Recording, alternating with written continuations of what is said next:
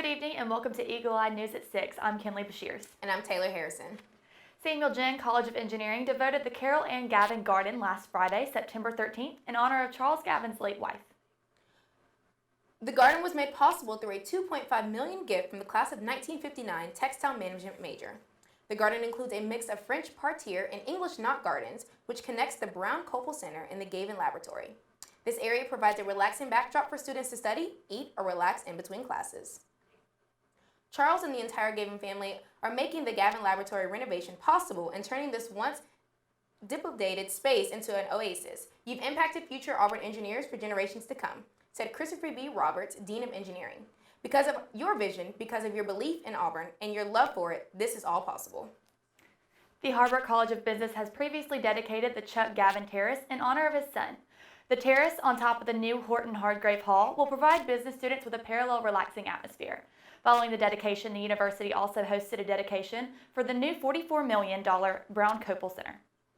Also, this past Friday, September 20th, the Auburn Water Works Board sent out a drought watch in accordance with the City of Auburn's drought management plan. The demand for water supplies has increased as a result of the above normal water demands due to the dry conditions over the past weeks. The board is asking customers to be responsible with the city's natural resources and to try to participate in voluntary conservation measures to help control the excessive water use. Watering lawns after 8 p.m., checking sprinkler heads and adjusting them to keep water off the streets, and checking sprinkler systems for leaks are a few ways customers who are practicing outdoor watering help conserve during this drought. Customers are also encouraged to save water by taking shorter showers, not leaving the water running while brushing teeth, and only running full loads of laundry and dishes. The American Water Works Association defines water as doing more with less, not doing without. By working together, we can preserve the water supply and prevent the need for mandatory restrictions. This past Friday, September 20th, Auburn students, faculty, and residents participated in the Global Climate Strike, a worldwide movement demanding politicians to adequately act to resolve the climate crisis. In Auburn, protesters marched down the Haley Concourse yelling call and response chants. Students were able to freely participate in the protest, and some even left class to be involved. The global climate movement is a movement important to many people, and others are starting to join along in protest for support. The Auburn University Library has opened a new mediation and reflection room open to all students and members of the community. The space is located in room 4006 of RBD and is open during all hours of the library is open. Users are asked to remove their shoes upon entering the room and limit the use of electronic devices. The room is available on a first-come, first-served basis and cannot be reserved. Over the summer, Auburn University Libraries launched a new pilot program placing treadmill and stationary bike desks in RBD Library. These desks allow students to simultaneously study and engage in low-stress physical activity. Dr. Shaylee Zhang, Dean of Libraries, said, Auburn University Libraries is very pleased to be offering these new desks that not only help in the development of the student mind, but also contributes to the student health. You can find these first 4 exercise desks in the Learning Commons on the 2nd floor of the library. Today, Tarana Burke, the founder of the Me Too movement, spoke at Auburn's Telfair Pete Theater. She spoke with Eagle Eye TV about how the movement has grown. And the Me Too movement and what it is, and we'll have seen an actual culture shift because we haven't quite got there yet. And so I think if we can change language, change ideas, change behavior, it takes about 5 years to see any kind of progress. So in 10 years, we should see evidence of that and continue to build on it. Thank you. You're welcome. The Auburn Alumni Association has announced its 2020 Young Alumni Recipients and Lifetime Achievement Awards. The Alumni Association has awarded Octavia Spencer, class of 94, William Barrett, class of 68, Jared Beasley, class of 59, and Joe Forehand Jr., class of 71. This award is the highest honor awarded by the Alumni Association. The Young Alumni recipient is Dion Marlene Aviki, class of 2004. Each recipient will be honored on February 29, 2020 at a dinner ceremony at the Hotel at Auburn. After the break, Eagle Eye's Adrienne Ellis has a recap of Auburn sports. You're watching Eagle Eye TV, Auburn's news leader. This is what high blood pressure looks like. Talk with your doctor to create a treatment plan that works for you. Go to loweryourhbp.org. After 15 years of smoking, Eva Marie quit. There's a new lung cancer screening that could save her life. You stopped smoking. Now start screening. Learn more at savedbythescan.org.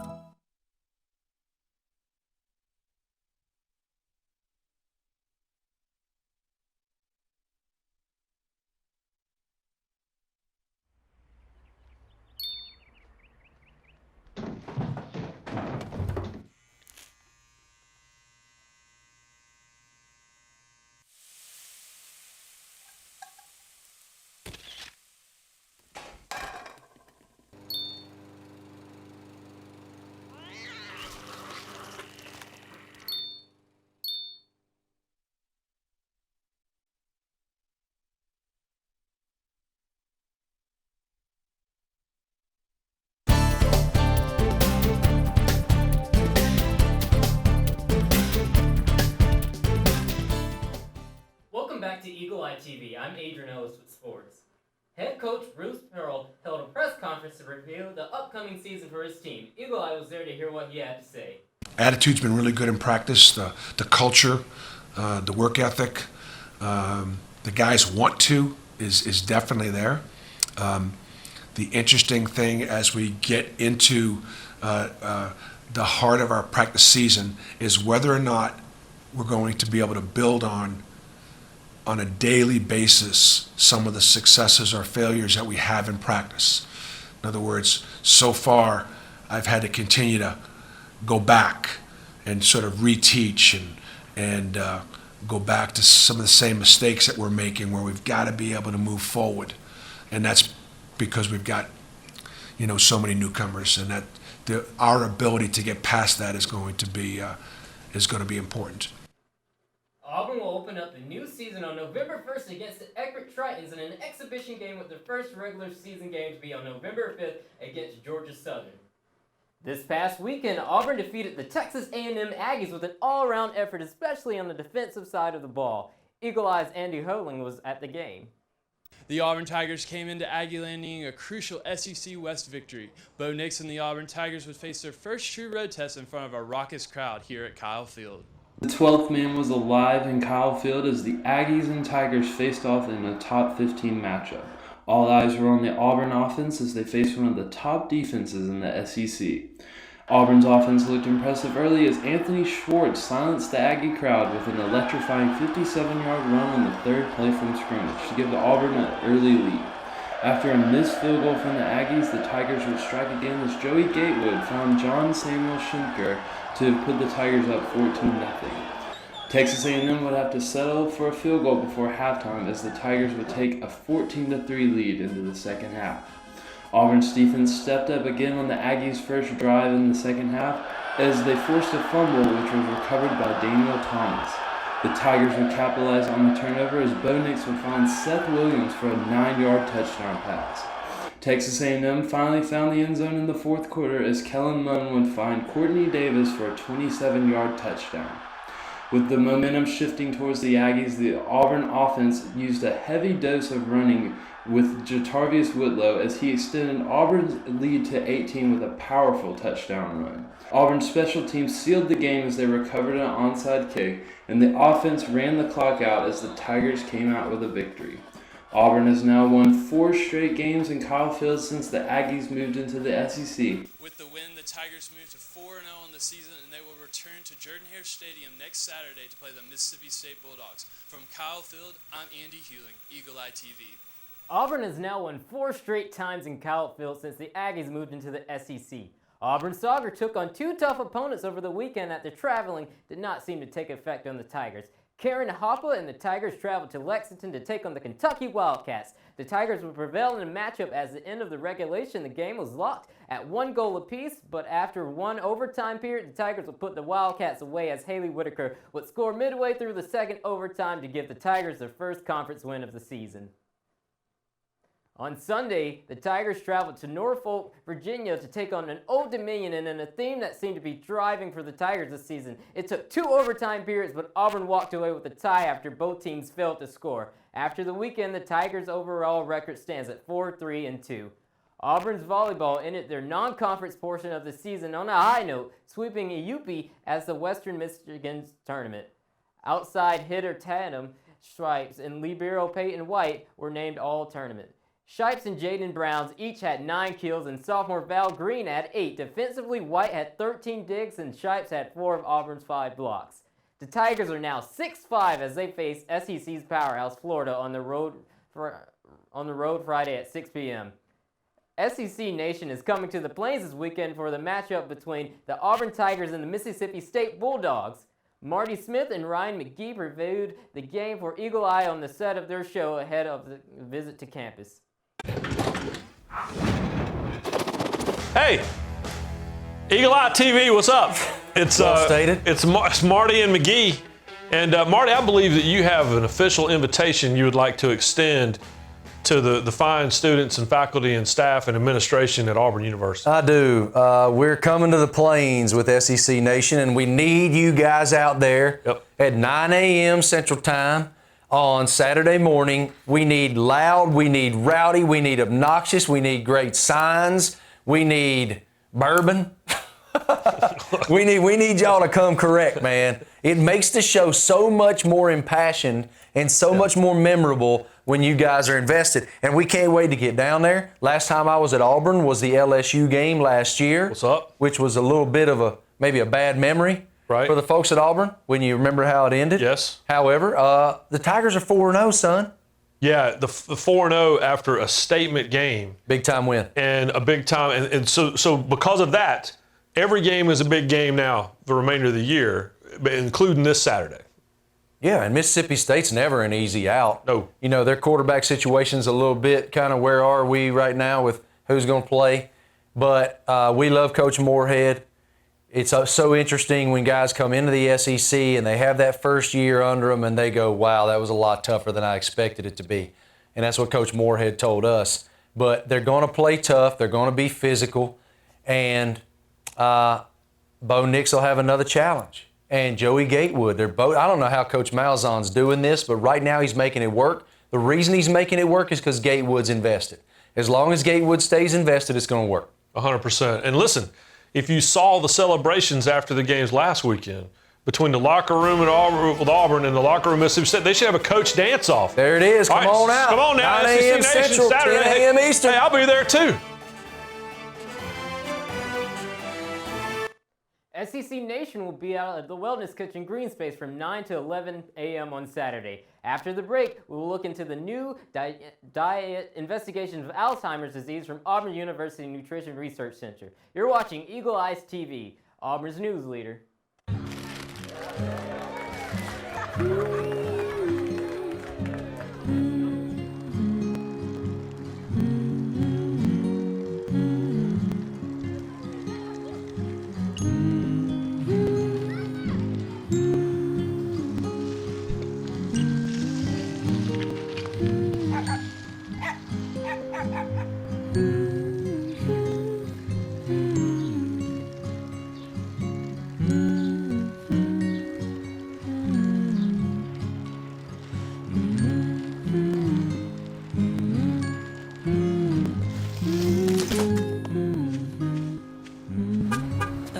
You've done with your bike, donating it to Goodwill may be the most incredible of all. Your donations help fund job placement and training for people in your community, which means your stuff can be more powerful than you think. Donate stuff, create jobs. Green hat, red hat, oops.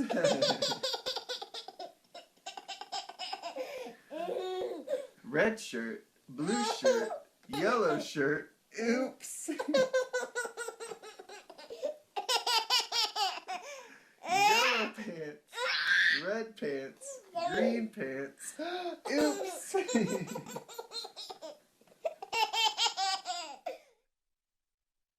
I see you mobbing over her. Let's go. Let's mob. Let's crawl. Let's crawl. Let's crawl.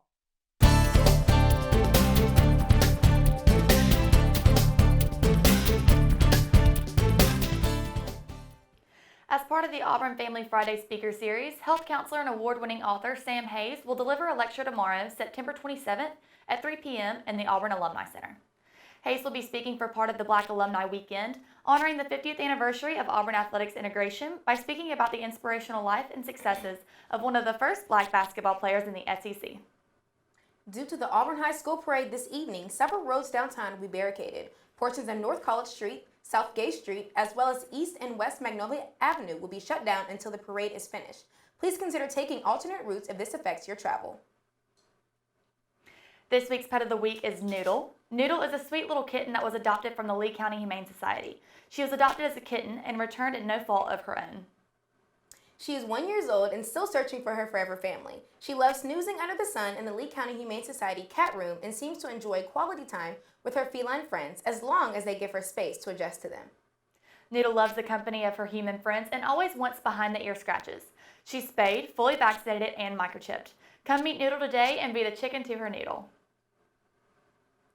The Jay and Susie Gooch Performing Arts Center hosted its opening night September 23rd, ending the day with sold-out tickets for the 2019 through 2020 season. However, the Gooch Center has reserved seats and tickets for exclusive prices and special offers for Auburn University students. The Gooch Center hosts Auburn student education as a high priority. Executive Director Christopher Heacock says, "One way we support this mission is through student price tickets and ticket exchanges. These tickets are priced at $20 for Auburn students." You can purchase up to 2 tickets per event by phone, at the box office, or by logging into your Gooch Center account online using your AU Access credentials. The Gooch Center is also providing a ticket donation program for those who are unable to use their tickets. When all the student price tickets are sold out, these return tickets will be available for Auburn students at the box office at no cost. For more information on student tickets, go to the website goochcenter.auburn.edu or contacting the box office at gpactickets@auburn.edu. Auburn University nutrition researchers are investigating promising keys to unlock mysteries of Alzheimer's disease. According to the 2018 World Alzheimer's Report, Alzheimer's disease affects millions of lives around the world every year. Unfortunately, both the cause and the cure to this disease remain a mystery to the medical field. Auburn University College of Human Sciences researchers are looking into the study of food and diets to further examine precautionary measures, possible treatments, and even potential cures of Alzheimer's. A great deal of research digs into the topic of meal timing, which nutrition doctoral student Lauren Woody studies in the lab of Associate Professor of Nutrition Mike Green. The principle, meal timing, explains how the time of day in which a person consumes food affects their metabolism. For example, eating very late at night may slow your nutrition uptake and lead to negative health effects. Auburn researchers are also showing great results related to the link between daytime meal periods and reduced risk of memory loss. Based off the current research, eating a healthy diet on a regular schedule may be the best preventative and most practical measure to follow. The Organization of Black Aerospace Professionals is a new campus organization that aims to connect students with the world of aviation. Vice President Marcus Carter spoke to Eagle Eye about why the organization exists. We wanted to just show that aviation is possible throughout the community, and that is, anything is possible, and no matter like the resources or how you get there, your background. Students in aviation and aerospace are eligible to join the organization. The group hopes to bring professional opportunities to campus for members.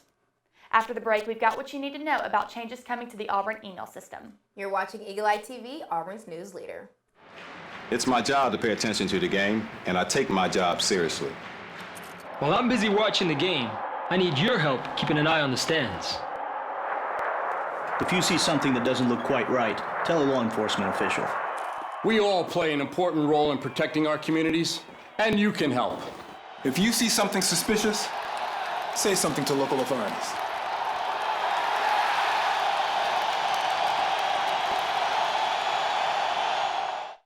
Green hat, red hat, oops.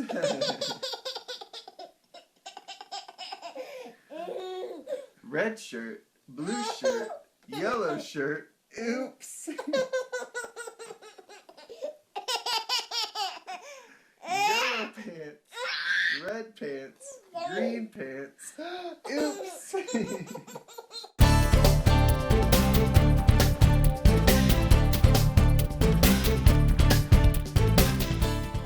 Auburn students can expect changes to their email addresses. Effective next Tuesday, October 1st, the Office of Information Technology will begin streamlining the login process for student emails. As a result, accounts will be shortened from the existing @tigermail.auburn.edu address to @auburn.edu. The change is not expected to cause any issues, although students may be prompted to re-log into their accounts. If you encounter any trouble during the switch, please contact the Office of Information Technology at itservicedesk@auburn.edu or 334-844-4944. That's all we have for you tonight. Be sure to tune in every Monday at 6 and catch all the latest headlines at eagleeyeauburn.com. I'm Taylor Harrison. I'm Kinley Bashirs. Thanks for watching, and War Eagle.